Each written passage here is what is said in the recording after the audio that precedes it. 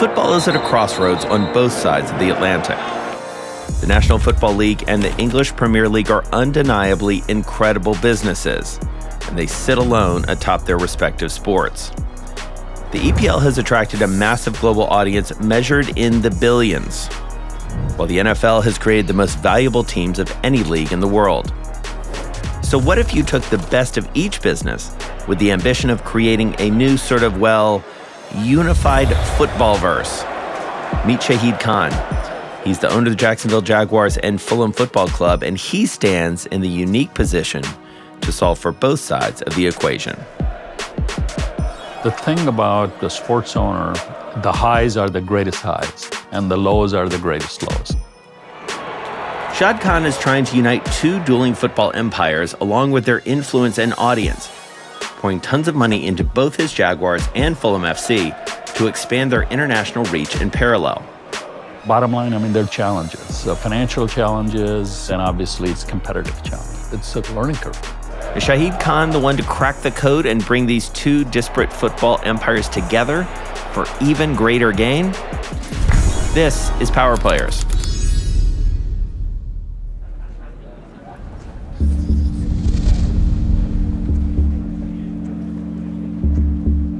Well, it's an overcast Monday evening here in London. We're here at Craven Cottage. That's where Fulham plays its home matches. It's also a big day for Shahid Khan. Shahid is here for Fulham FC to host their just down the road rival Chelsea. While Chelsea may be more of an international name, Fulham is actually London's oldest team. And Shahid has been steadily rebuilding it from the ground up.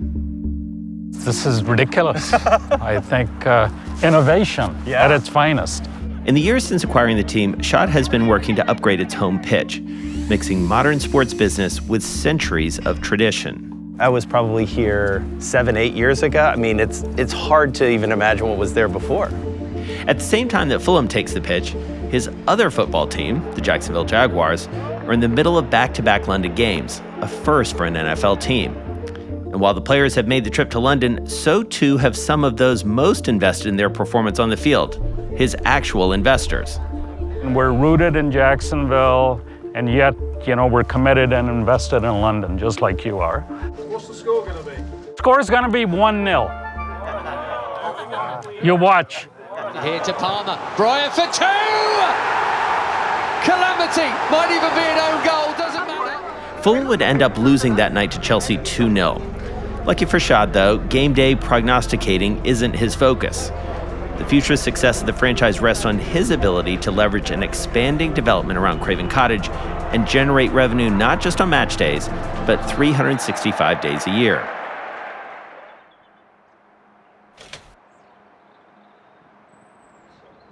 So tell me where we're sitting right now. This is the literal cottage, right? Craven Cottage, yes. So the history, a lot of the mythology, Anne Boleyn's hunting grounds. The cottage has been built into the stadium since 1894.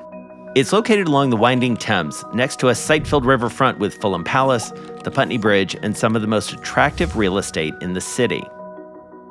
Situate me in London here. So we're obviously on the Thames. That's where the boat race starts. The famous boat race. Yeah. We are underway the 2024 lightweight men's boat race. And as we approach that new grandstand at Craven Cottage, Cambridge certainly with the lead. The Riverside Stand is the name for the renovated grandstand that's been under construction since 2019. Set to finally open at the end of 2024, it's designed to both add seating capacity to Fulham's matches, as well as add a larger walkable and premium ecosystem around Craven Cottage. And yes, there is a pool. This will be the outdoor rooftop pool. Very, very unique in London.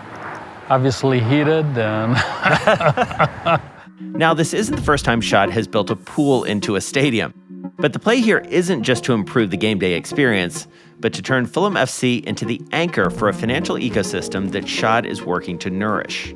What is this meant to do for you from a business perspective? Well, I think what it does is generate revenue on non-match days. You see all these houses all around us, and average house price probably £4 million.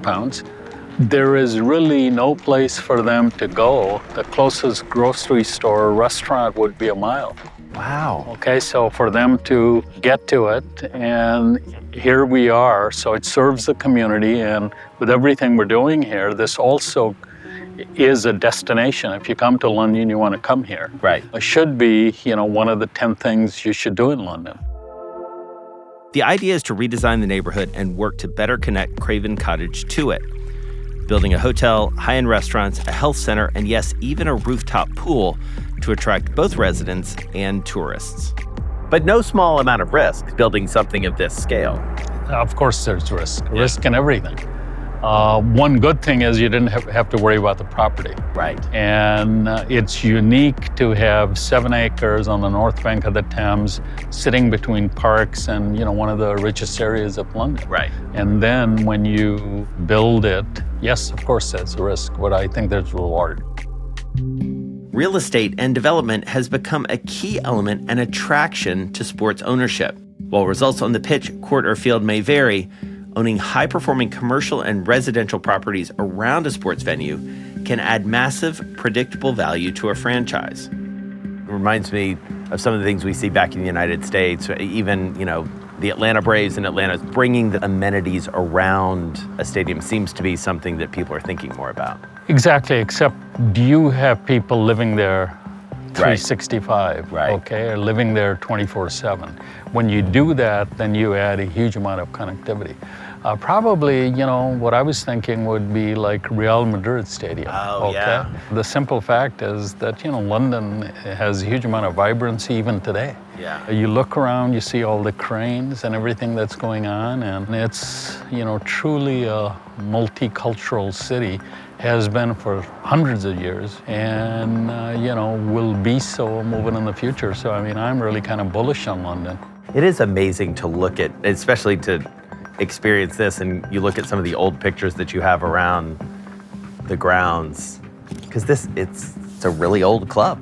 Yes. You've been playing on this spot for a long time. 1879, so it's the oldest club in London. Yeah, it's one of those things where you'd love to be able to show somebody in 1879 what this would become, right? Yeah. Shahid Khan bought Fulham FC from Egyptian businessman Mohammed Al Fayed in 2013 for $300 million. Once I got here, it was like, okay, we're going to have some overhead and English football, how does it make sense? English football is different. So we wanted a club that was family and really had the values that were consistent with NFL. What are the immediate lessons that you learn or that you observe? Well, I think the immediate lessons, obviously, is there are a huge amount of differences. In the NFL, you're always going to share revenue among all 32 teams, no matter what happens. When the Jaguars finished the NFL season with a 1-15 record in 2020, they still got the same TV revenue share as everyone else, and then also got to draft the best college quarterback. In the Premier League, however, there's the ever-present threat of relegation. If you don't perform, you get sent down, carrying massive repercussions for valuation and the ability to generate revenue.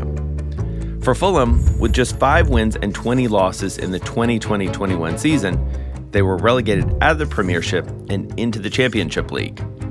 That reduced their ability to earn money in attendance, sponsorship deals, and broadcast revenue. Fulham would then win the Championship division and get promoted back into the Premier League the next year, creating a way more volatile asset for its ownership. Relegation obviously is huge. How it affects you, affects the fan base, affects the revenue. That's a big difference. You have to be prepared for it. In a lot of ways, it feels like the opposite of how you describe the NFL, where you get in and you're like, okay, I can perform poorly on the field, but I still get all this national money. Yeah. I'm still going to be around. Here, it is, you're on a knife's edge. It feels like all the time. And you have experienced that. Yeah, absolutely. We've been relegated, promoted three times. Yeah. In 10 plus years. But it's a very small club, but the richest and most educated fan base, English fan base. So how do you leverage that? Great geography and great real estate. Then, you can leverage some of the sponsor money, and that would be an upside for the Jaguars and Fulham. The NFL has gone global.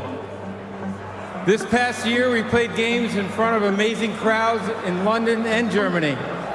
And we will be coming to more markets on a global basis soon. You may have caught some boos in there, maybe directed at NFL Commissioner Roger Goodell, or maybe from fans upset about losing more home games to international markets. But back in London, there's a lot of energy from the 85,000 plus fans who came out to Wembley Stadium, including the Mayor of London. So this is the National Soccer Stadium. This is like famous all around the world. And what these guys do is they sell so many tickets, they break records for the most tickets sold. And are you going to break a record today? Yes, we're going to break a record today. Every time it comes to breaks a record, it's remarkable. Jaguars are in the midst of a road trip to London to play back-to-back games overseas. The atmosphere Shad has cultivated is the definition of global ambition. And to begin to fathom how Shad's pulled that off, you have to consider his own origin story. I was born in Pakistan and I played cricket, which is like, the game there, and then came to Illinois at 16. Obviously, you have to assimilate. And obviously football, the first game I saw was the Bears. This is Gale Sayers getting away from one tackler, turning it on, and going all the way for a touchdown. I adopted NFL as my sport. When I finished school, how do you get a job? You go door to door looking for a job. The art of cold calling, it's kind of a lost art now. That was, very helpful, obviously, in the journey NFL. As you track your career, there is this theme of, call it cold calling, some might call it just pure moxie, of being able to sort of seize an opportunity even when something presents itself that is not great. Well, I think, as a business person, it was the art of survival. For me, it was like, why would somebody want to hire me? I've got to add value. Shahid Khan certainly found his value, and pretty quickly. In a few years, he'd built out the auto parts giant Flexingate to a multi-billion-dollar international business, and soon found himself ready to tackle his next leap of faith into sports team ownership. St. Louis Rams come up for sale. You do the work, 2 years of work, I believe. So you're like driving toward this, and then Kroenke swoops in and snatches it right out from under you. So, it was surprising, disappointing, but things turned out great for me. Right. Okay. It's like football. It's that you're disappointed, you kind of knock down and you kind of get up and dust yourself and say, okay, next play. And the crazy part is I had met Wayne Weaver with the Jacksonville Jaguars way earlier. I'll never forget, I was in Stuttgart selling auto parts when I heard from Wayne, in 11, okay, I think we're serious now and I think, we want to get together. He bought the team from owner Wayne Weaver in 2011 for $770 million. That's a lot of money. But notably, the Jaguars today are now valued at more than $4 billion. This ticket, to the Jaguars is going to be the hottest ticket in the business. Probably the decade before, for whatever reason, those fans had kind of been lost. So how do you sell tickets? How do you sell sponsorships? Because you got to have the money, local revenue to be competitive, to spend, to invest in the stadium, obviously do this full salary cap and so on. So was it daunting? What did it feel like in the early days in terms of, as you say, like now you've got it. Was this an experience that you had at other points in your business career? What was the feel then? Well, I've had that before because how I grew the auto parts business, most of the companies were distressed companies. Right. The first thing I looked at was we weren't selling tickets, our sponsorships, we can't sell them. And question is why? And it was like, hey, we don't win football games. That's why. My mindset was that, okay, we have to separate these. We're not selling wins. What we're selling is a great game day experience. Shad upgraded the Jaguars' facilities and made renovations to the team's stadium, as well as constructed the Daly's Place Amphitheater, practice facilities, and cultivated real estate developments around the stadium. It's a familiar playbook to what he's doing now in Fulham. But Jacksonville, Florida is not the same as London. His next move was to begin to grow his fan base outside the Sunshine State.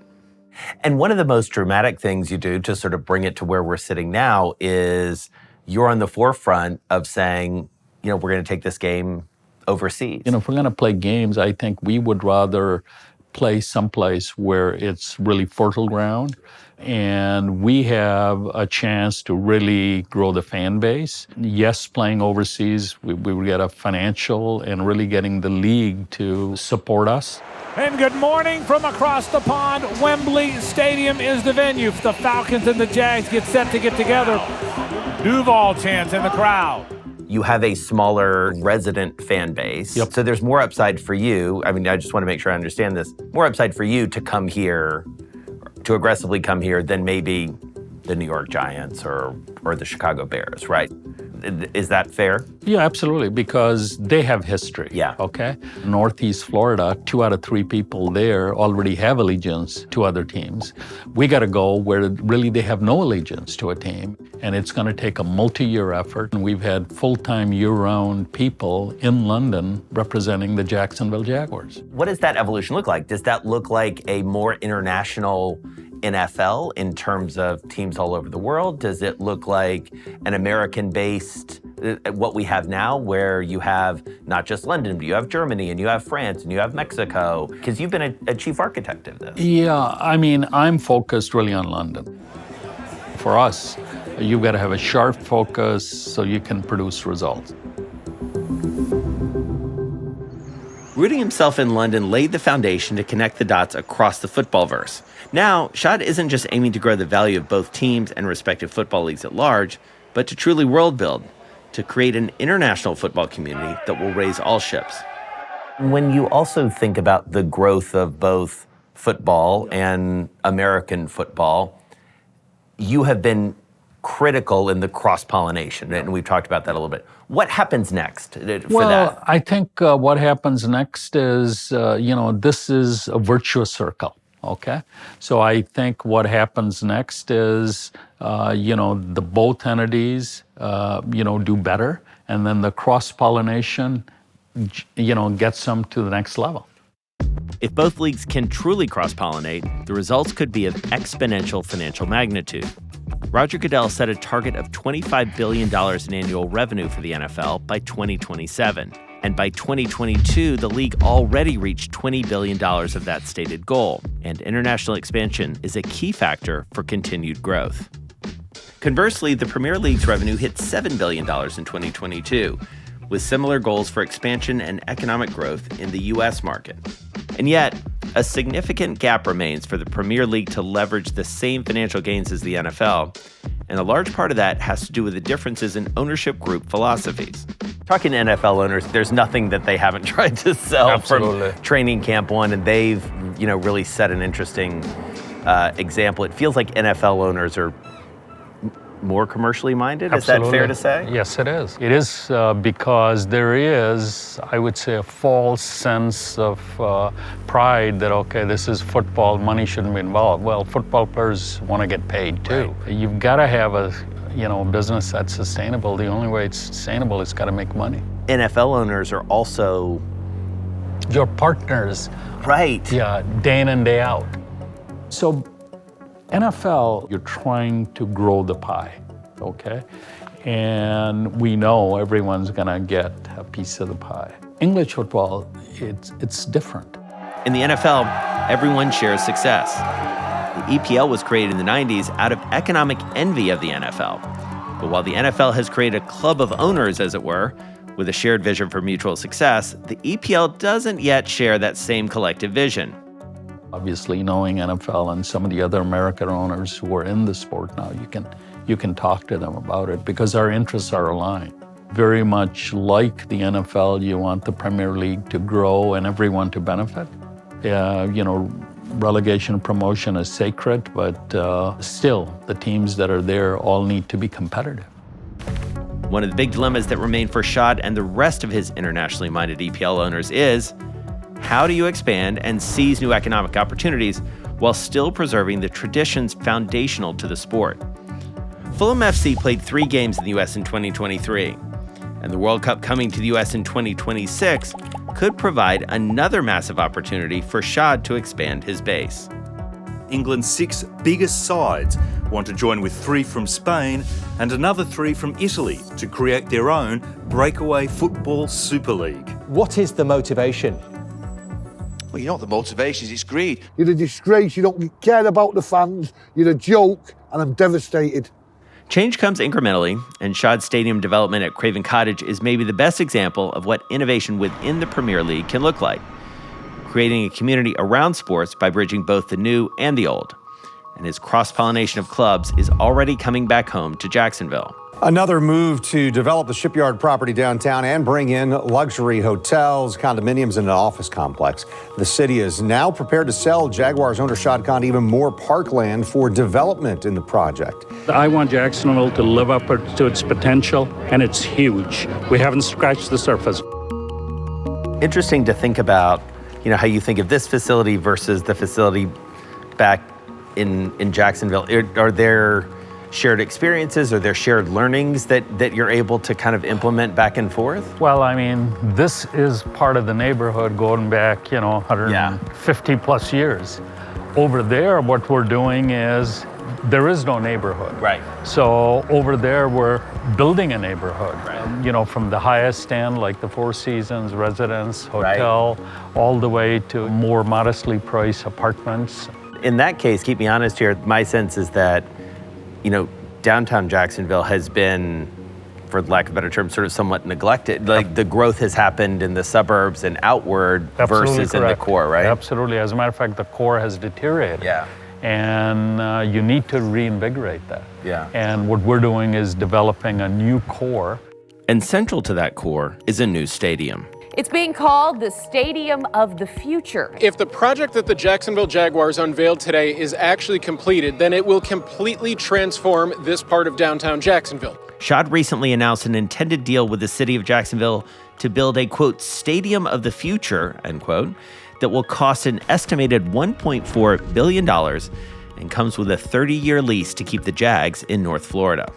You look at photographs of Jacksonville 100 years ago, I mean, St. John's River was clogged with ships. So getting recreational use, and boating is a lot about going from, I want to go here, go someplace else, relax, have lunch, have a drink, enjoy the day. You open up that whole experience. Shahid has developed a uniquely self-sustaining circular approach, constantly taking something he learns in one place and applying it to the other. This as one business in many ways. Where are you in that journey, and what's next in terms of taking it forward? How you relate to the community is very important. I hate to say it, but we make a huge difference in the community. And people know that, and in a way expectations are maybe too much, that any problem the city would have, whether it's homelessness or whatever, they look to us that what are you doing to help?